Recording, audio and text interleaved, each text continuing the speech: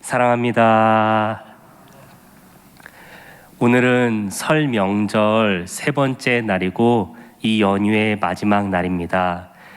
코로나 때문에 참으로 많은 제약이 있었지만 우리 사랑하는 가족들과 만나고 또 함께 교제하는 것이 얼마나 즐거운 일인지 모릅니다. 우리 사랑하는 모든 일산의 교우들도 우리 사랑하는 가족들과 함께 좋은 시간 보내셨으리라 생각합니다. 이렇게 내일 출근을 위해서 또 각자 가정으로 돌아오셔서 이렇게 예배 자리에 참석한 우리 성도님들도 계시고, 그리고 아직 우리 가족들과 함께하며 또 이 영상 예배 시간을 기억하여서 예배 자리에 함께 모인 우리 영상 예배를 드리는 모든 일산의 가족들도 환영하고 축복합니다. 오늘 우리가 함께 말씀을 나누면서 설 명절이라는 얘기를 안 할 수가 없는데요. 설날이 되면 우리 사랑하는 가족들을 많이 만납니다.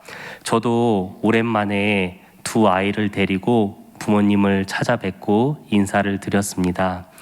저희 아이들을 참 오랜만에 이렇게 데리고 갔기 때문에 또 저희도 오랜만에 인사를 드리러 가서 우리 아이들이 정말 예쁘게 자란 모습을 보시고 부모님께서 많이 기뻐하셨는데요. 제가 이제 아이들을 보면서 식사를 할 때에 이제 저희 집에 아이가 딸이 둘이 있습니다. 23개월 된 딸, 첫째 딸과 그리고 이제 7개월쯤 되어가는 둘째 딸이 있습니다. 연년생 아이들이라서요. 아이들이 아직 많이 어립니다. 둘 다 갓난 아기들인데 이 아기들을 이제 아내와 제가 번갈아 가면서 밥을 먹으면서 아이들을 보았어요. 그래서 제가 두 아이를 양손에 하나씩 안고 이제 달래해 주는 거죠. 아이들 놀아주기도 하고 또 밖에 아파트 밖에 경치도 보면서 두 아이를 양손에 안고 있는 모습을 저희 아버지가 보시고는 불이 나게 달려가시는 거예요. 그리고 핸드폰 카메라를 가져오셔서 저의 모습을 막 찍으시는 거예요. 그래서 제가 궁금했어요. 아니, 평범한 이 모습을 왜 찍으시나 너무 궁금했는데 저희 아버지께서 이렇게 말씀하시는 거예요. 너희 딸들이, 이 아이들이 그냥 자란 게 아니라 부모가 이렇게 열심히 노력해서 정말 많이 사랑해서 그 사랑을 받고 자랐다는 것을 잘 남겨놨다가 아이들한테 보여주라는 말씀을 하셨어요. 그래서 부모님께서 찍어주신 사진을 제가 봤는데 제가 이렇게 아이들 둘을 안고 있는 사진을 보면서 저는 그래 얘들아, 저희 딸들이 이제 하늘아, 하온아, 너희가 이렇게 사랑을 많이 받고 자랐다, 잘 기억해라 라는 생각이 드는 게 아니라 부모님께서, 저희 아버지께서, 저희 어머니께서 나를 이렇게 업어서 키우셨구나, 이렇게까지 나를 사랑하셨구나. 정말 말 안 들을 때가 있어요. 저희 아이들도 보면은 특히 저희 첫째 딸이 이제 자아가 강해져가지고 뭐 바지 입는 것도 자기가 하는 거를 도와주면은 다시 바지를 훌러덩 벗어요. 훌러덩 벗어서 자기가 혼자 하겠다고 고집을 피웁니다. 그럼 너무나도 예쁘다가도 이렇게 고집을 많이 피우니 너무 힘든 거예요. 그런데 그런 모습을 보였던 이 어린 저를 아버지께서 어머니께서 이렇게 사랑하시면서 키워주셨구나 하는 생각이 그 사진을 보면서 문득 드는 거예요.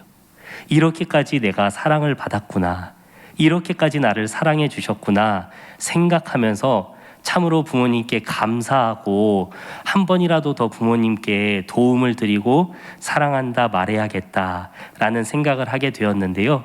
사랑하는 여러분, 우리도 언제 사랑을 받았는지 생각해 보면은요, 부모님께서 우리에게 좋은 말씀을 해주실 때, 그리고 용돈을 주실 때, 이런 때들보다도요, 야, 이렇게까지 부모님이 나를 사랑하셨구나, 이렇게까지 내가 사랑을 받았구나 할 때 바로 이렇게까지 나를 위해 주시는 부모님의 모습 속에서 우리가 사랑을 받았다 느끼고 부모님의 사랑을 깨닫지 않나 생각해 봤습니다. 그래서 이렇게 설 명절 때 가족의 사랑을 생각하며 또 내가 받은 사랑을 생각했는데 이 말씀 속에서 우리가 예수님과 베드로의 대화라고 알고 있는 이 말씀 속에서 베드로는 과연 어떤 사랑을 받았는가? 그는 어떻게 예수님을 사랑한다고 고백했나? 이 말씀을 함께 나눠보길 원합니다. 이 말씀을 함께 살펴볼 때에 이 말씀 속에서 베드로를 사랑하신 예수님의 그 마음을 발견하고, 그리고 나를 사랑하시고 우리를 사랑하시는 예수님의 그 따뜻한 사랑도 발견하는 시간이 되기를 소망합니다. 우리가 베드로라는 사람을 생각할 때에 어떤 사람이 떠오르십니까? 저는 베드로라는 이름만 들어도요, 베드로라는 사람이 열정적인 사람, 말보다는 행동이 앞서는 사람, 그리고 예수님을 뜨겁게 사랑하고 그렇게 사랑하려고 노력했던 사람이라는 생각이 떠오릅니다. 그래서 베드로의 했던 일들을 잘 생각해 보세요. 바다 위를 걸어오시는 예수님을 보고 손을 번쩍 들고 예수님, 저도 바다 위를 걷게 해주세요 라고 얘기했었죠. 그리고 예수님께서 제자들에게 너희는 나를 누구라 생각하느냐 물어보셨을 때에도 다른 제자들보다 먼저 아마 손을 번쩍 들고 예수님은 살아계신 하나님의 아들이십니다 라고 얘기해서 칭찬을 받았죠. 그리고 예수님께서 따로 제자들을 떼어서 어딘가에 다니실 때에 베드로가 꼭 들어가 있었고요. 그리고 베드로가 예수님을 많이 사랑했다는 여러 가지 상황들 속에서 몇 가지를 생각해 보면, 예수님을 잡아 죽이려고 병사들이 왔을 때 제자들 중에 유일하게 칼을 뽑아서 예수님을 지키려고 했던 제자, 그리고 예수님이 십자가에 달려 죽으시려고 신문 받으실 때에도 예수님을 끝까지 따라가려고 노력했던 사람, 바로 그런 열심 있는 베드로의 모습, 누구보다 앞장서려는 베드로가 떠오릅니다. 그런데 그런 베드로가요, 힘이 쭉 빠져서 바다 위에, 배 위에 둥둥 떠다니고 있습니다. 갈릴리 호수라는 곳에서 베드로가 고기도 한 마리 잡지 못하고 밤새 고생하면서 힘이 쭉 빠진 모습으로 오늘 본문에 등장합니다. 이 본문에 등장하면서 베드로를 이렇게 보여주는데, 이렇게 힘이 쭉 빠진 베드로를 예수님께서 찾아오셨어요. 십자가에서 죽으시고 다시 살아나신 예수님께서 베드로를 찾아오셨습니다. 그리고 베드로와 제자들이 예수님을 찾아서 해변가로 달려왔을 때에는 예수님께서 맛있는 아침 식사를 준비해 놓고 제자들을 기다리고 계셨어요. 그래서 제자들이 예수님과 함께 따뜻한 불도 피워놓고 생선과 떡도 준비되어 있는 그 노릇노릇하게 구워지는 생선 냄새를 맡으면서 둘러 앉았어요. 그런데 아무도 예수님께 인사도 못하고 말도 못 꺼내는 거예요. 왜냐하면 예수님께서 십자가에 달려 죽으실 때 예수님과 함께 3년 동안 동고동락했던 이 제자들이 다 떠났거든요. 특히 베드로는 할 말이 없었어요. 왜냐하면은 예수님이 무슨 질문을 하시건 무슨 행동을 하시건 내가 예수님을 제일 사랑합니다. 내가 제일 앞서서 예수님 따라갈 거예요. 다른 사람들이 다 예수님을 버려도 나는 예수님을 버리지 않을 거예요. 얘기했던 사람이 베드로인데, 그 베드로가 어떻게 했습니까? 예수님이 십자가에 달려 죽으시기 전날 예수님이 신문 받으실 때 베드로는 예수님을 모른다고 하고 예수님을 저주하고 도망쳤어요. 이렇게 예수님께 부끄러운 모습이 있었던 베드로였기 때문에 예수님을 만나고서도 아무 말도 못했습니다. 그런데 바로 그때에 예수님께서 베드로에게 이렇게 물어보셨어요. 베드로야, 네가 나를 사랑하느냐? 이 질문을 받고 베드로가 차마 예수님, 제가 주님을 사랑합니다 라고 자신 있게 얘기하지 못했을 것 같습니다. 그래서 베드로는 예수님께, 예수님, 제가 예수님 사랑하는 것을 주님이 아시지 않습니까? 라고 얘기해요. 그리고 예수님께서 한 번 더 베드로야, 네가 나를 사랑하느냐? 라고 물어보세요. 그때도 베드로는 예수님, 제가 주님 사랑하는 것을 주님이 아시지 않습니까? 그런데 두 번이나 얘기했는데 한 번 더 베드로야, 네가 나를 사랑하느냐라고 물었을 때 베드로는 근심했어요. 성경에 보니까 근심했다라고 나옵니다. 왜 근심을 했을까요? 제가 베드로였으면은 이 상황에서 이 질문을 받고 왜 근심했을까 생각해 보니까 너무 당연한 거예요.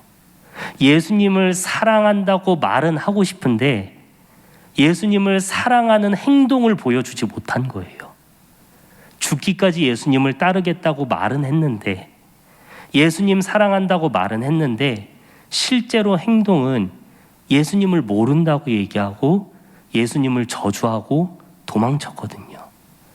그러니까 예수님을 사랑한다 말하고 싶은데 나한테 그런 모습이 없고 그런 행동이 나타나지 않았으니까 말은 하고 싶은데 차마 부끄러워서 말을 하지 못하고 마음에 근심이 되는 거죠. 그래서 베드로가 근심하면서 그럼에도 불구하고 예수님께 예수님, 제가 예수님 사랑하는 것을 예수님이 아시지 않습니까? 라고 얘기를 하는 것입니다. 이렇게 베드로와 예수님의 대화가 오간 뒤에 예수님께서 베드로에게 질문을 한 번 던지실 때마다 어떤 말씀을 주셨습니까? 내 양을 먹이라 라는 말씀을 주셨어요. 왜 예수님은 베드로에게 찾아오셔서 네가 나를 사랑하느냐 물어보시고 왜 예수님은 능력 있는 베드로에게 자기 사명을 주시는 게 아니라 정말 초라하고 사랑받을 자격 없는 베드로에게 내 양을 먹이라 말씀하셨을까요? 베드로가 예수님을 지키기 위해서 칼을 뽑아 들었을 때 그 충성심을 보시면서 그래, 너라면 내 양을 맡길 수 있겠다 얘기하지 않으시고요. 그리고 예수님을 향해 예수님은 살아계신 하나님의 아들입니다 라고 멋지게 고백했을 때 그래, 너라면 내 양을 맡아서 가르치고 돌볼 수 있겠다 라고 말씀하지 않으시고요. 예수님을 모른다고 부인하고 모욕하고 도망쳤던 베드로에게 나타나셔서 내 양을 먹이라 말씀하셨을까요? 저는 이게 바로 복음이고 우리가 받은 사랑이라고 생각했습니다. 사랑하는 여러분, 우리가 언제 사랑을 받았습니까? 우리가 젊어서 하나님의 일을 열심히 하고 하나님의 교회를 내 모든 시간과 정성을 다해 다 섬겨야만 하나님께서 나를 사랑하신다고 말씀하십니까? 그렇지 않습니다. 우리에게 경제적 여유가 없고 우리에게 물질적인 그리고 시간적 여유가 없어서 내가 하나님께 드릴 것이 없어서 하나님, 제가 하나님께 드릴 것이 없습니다 라고 고백해도 하나님은 나를 사랑하신다고 말씀을 통해서 계속해서 확신시켜 주십니다. 이제는 내가 젊지 않아서 내 몸이 많이 연로해지고 이제는 많이 지치고 힘들어서 예전처럼 하나님의 일을 능력껏 감당하지 못한다 할지라도 하나님은 그럼에도 불구하고 말씀을 통해 내가 너를 사랑한단다 말씀하시죠. 내 삶이 하나님의 말씀을 받고도 하나님 말씀대로 살지 못했어요. 하나님 너무 부끄럽습니다 라고 하나님 앞에 얘기해도 하나님은 여전히 말씀을 통해 우리에게 내가 너를 사랑한단다 라고 말씀해 주시는 거예요. 그래서 제가 이 말씀을 읽는데 예수님께서 베드로에게 네가 나를 사랑하느냐? 너 나 사랑하니? 라고 물어보는 이 질문 속에서 예수님의 마음이 느껴지는 거예요. 어떤 마음이요? 나는 너를 사랑하는데 너는 나를 사랑하니? 이런 마음이 느껴지는 거예요. 사랑하는 두 연인이 서로에게 이렇게 물어보죠. 자기야, 당신, 여보, 나 사랑해? 라고 물어볼 때 그 질문에 어떤 마음이 깔려 있습니까? 나는 너를 사랑하는데, 나는 당신을 사랑하는데 당신은 나를 사랑합니까? 라는 질문 아니겠어요? 그래서 예수님은 베드로에게 너는 나를 사랑하느냐라고 물어보셨지만, 제가 이 말씀을 읽을 때에는 예수님께서 베드로에게 나는 너를 사랑하는데, 네가 여전히 부족하고 나를 모른다 얘기하고 떠났지만 나는 너를 사랑하는데 너는 나를 사랑하니? 라고 예수님께서 물어보시는 그 예수님의 사랑이 느껴지는 거예요. 베드로는 많은 예수님을 따라다녔던 기억들 중에서 언제 가장 예수님의 사랑을 크게 느꼈을까 생각해 보면 이때가 아닐까 생각해 봐요. 예수님께 많은 칭찬을 받고 예수님을 앞장서서 따라다녔고 예수님께서 행하신 많은 기적을 직접 눈앞에서 다 목격하시고 또 예수님의 가르침을 받았는데, 그 모든 기억들 중에서 아마 이때 가장 사랑받을 자격 없고 가장 예수님을 사랑한다고 말할 자격이 없는 이때 나를 찾아오신 그 예수님을 보면서 예수님께서 이렇게까지 나를 사랑하는구나 생각하지 않았을까? 저는 묵상하며 생각했습니다. 사랑하는 여러분, 우리가 2022년 벌써 코로나가 2019년 발발해서 3년째 접어들고 있습니다. 이 오랜 코로나 기간 동안에 우리의 신앙 생활이 참 많이 침체되어 있는 것을 느낍니다. 성도님들뿐만 아니라 교역자인 저도, 그리고 제 주변에 있는 여러 동역자들도 대화를 나누다 보면 정말 코로나 이전 때의 우리의 열심, 그 모이는 정도, 그런 빈도에 비해서 지금 너무 적게 모이고, 또 예배를 드려도 예전의 감동이 잘 안 느껴지고, 혼자 개인 경건 생활을 할 때에도 내가 진짜 예수님을 잘 믿고 따르고 있는 걸까? 의심하고 또 스스로 힘들어하는 많은 신앙인들을 보았습니다.